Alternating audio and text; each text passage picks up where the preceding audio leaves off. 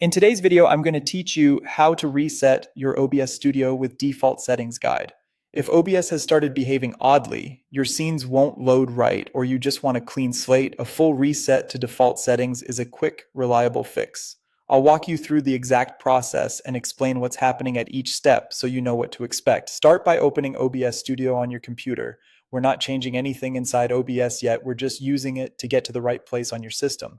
Next, look at the top left corner of OBS and click File. From that menu, select Show Settings folder. This command opens the folder where OBS stores your configuration files, including your scenes, profiles, and preferences. Think of it as OBS's memory. Opening it directly from OBS makes sure you land in the correct location, whether you're on Windows, macOS, or Linux. Before we touch anything in that folder, close OBS completely. This part is important because if OBS is still running, even minimized or in the system tray, some files may be in use and won't delete properly.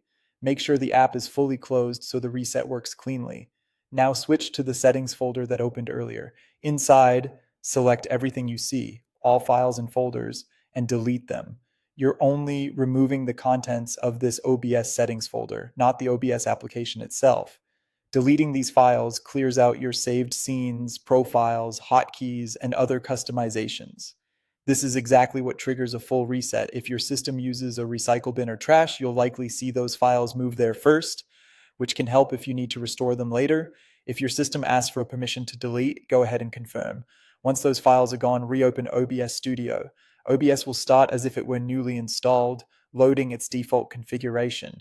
You may be prompted by the auto configuration wizard, which helps set basic video and streaming preferences. That's a normal part of starting fresh. From here, you can rebuild your scenes, re-add your sources, and reconfigure your settings with a clean foundation. And that's it.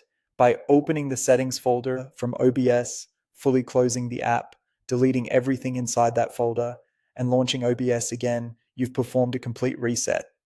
This method is a straightforward way to resolve persistent issues and remove old configuration clutter so you can get back to recording or streaming with a stable setup.